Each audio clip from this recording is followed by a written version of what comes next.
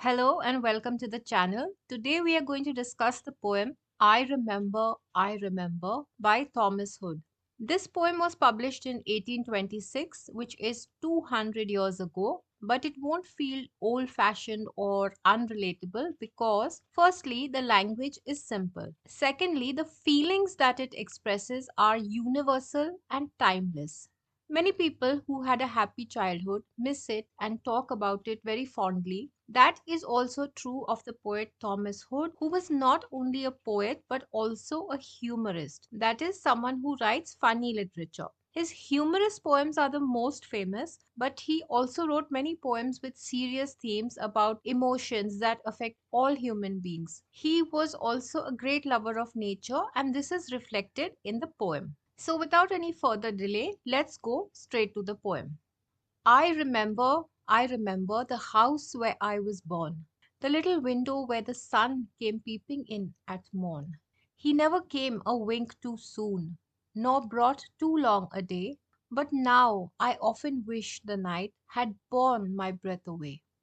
The poet says that he remembers the house where he was born and lived during his childhood. There was a little window in his bedroom where the sun used to come peeping in the morning. Peeping in means the first rays of sunlight would fall gently in through the window, and then little by little the sunlight would spread throughout his room. He never came a wink too soon, nor brought too long a day. Means that the sun rose at exactly the right time in the morning and it never set too early. The day was long enough for the poet to enjoy. But now I often wish the night had borne my breath away. So he says now in adulthood, when he looks back on his childhood, he wishes that he had passed away in childhood itself instead of growing up and experiencing the disappointments of adult life. Now, why is he saying this? What is making him react in this way? Let's see what he says.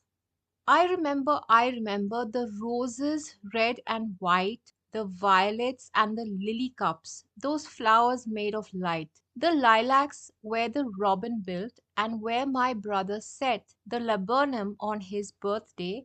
The tree is living yet. He says that he remembers the flowers that used to grow in the garden of his home. There were red and white roses, there were violets, and there were lilies. When he says lily cups, he is describing the shape of the flowers. Lilies are usually white in color and they represent innocence or purity, and that is why he describes them as flowers made of light.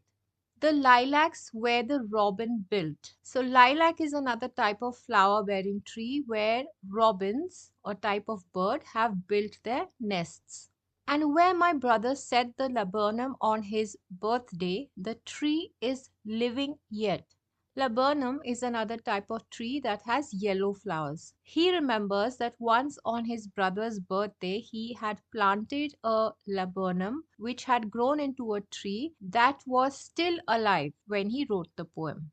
The memory of innocence is tied to the lilies, and the laburnum tree is a symbol of a carefree childhood shared with his sibling. When he looks at the tree, he is reminded of his brother. I remember where I was used to swing and thought the air must rush as fresh to swallows on the wing. My spirit flew in feathers then, that is so heavy now, and summer pools could hardly cool the fever on my brow. The poet says that he remembers when he used to swing in the garden. The air rushing past him as he swung used to feel as fresh as it must feel to swallows when they fly. Swallows are type of birds. My spirit flew in feathers then. So he says his spirit used to be so light, so carefree, and unbothered by the problems of the world. He's comparing his spirit to a bird with feathers flying free. Just before this, he spoke about swallows, and he continues with the same image of birds that his spirit is like a bird with feathers flying free. But now in adulthood, his spirit or his soul feels heavy. It cannot possibly fly anymore. And summer pools could hardly cool the fever on my brow. Now, in summer, when it's really hot, sometimes the only thing that can provide you with relief is to take a dip in a pool of cool water. But he says that his brow is so fevered now. Brow means forehead, and here the term fevered brow means a head troubled by concerns and worries. Nothing, he says, not even the cool water of a pool in summer, can calm his mind and reduce his worry.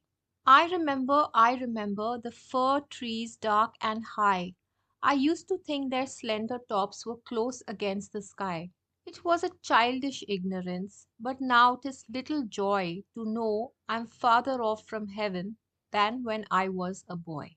He says that he remembers when he used to look up at the fir trees that perhaps grew somewhere close to his home. He used to think that their slender or slim tops were almost touching the sky. From his perspective as an innocent child, it looked like that to him. But now, as an adult, he feels sad and very distant from heaven because the world has taken away his innocence, and adulthood, with all its cares and worries, has burdened him.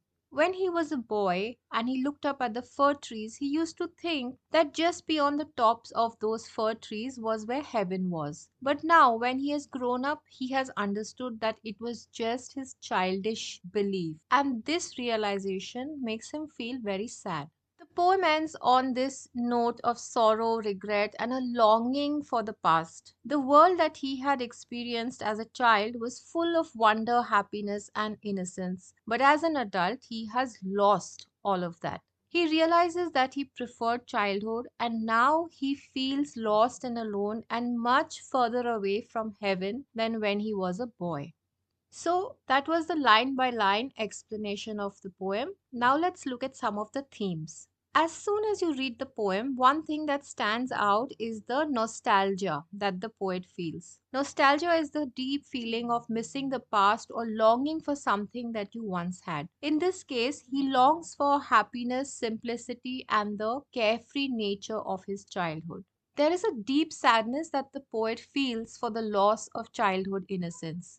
Throughout the poem, he talks of a time before he grew into an adult when life felt simple and full of wonder and joy, and it almost sounds like he resents adulthood.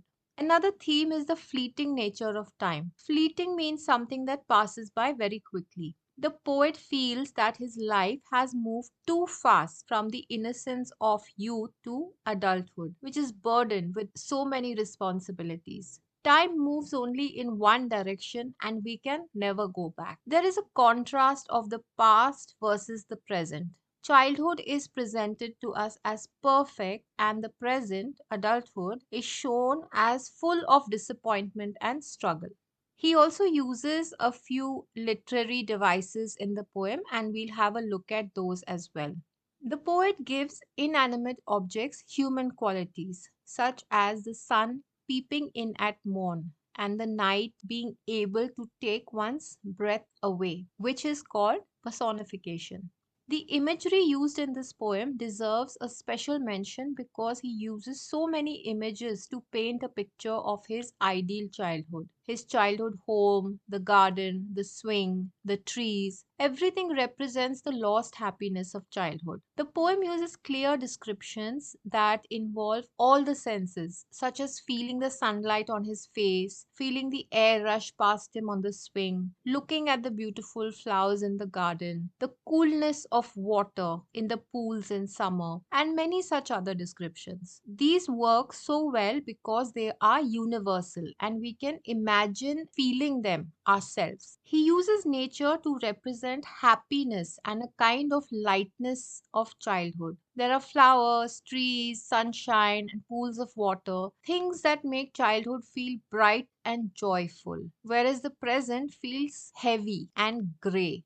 The next is metaphor. The poet says that he remembers his youthful spirit flying in feathers then, that is so heavy now, contrasting his light past with his burdened present. The words I remember are repeated at regular intervals, and this is known as an anaphora. It is used to focus on the past and creates a tone of deep longing. Throughout the poem, including the title, these words are repeated 5 times. By using them in this way, the poet is trying to capture the intense nostalgia that he is feeling about his childhood. The specific memories that are etched in his mind are like treasured possessions that he holds on to when his present is so unhappy. He uses a metaphor when he compares his spirit to swallows on the wing, which means birds flying, suggesting how carefree his childhood was.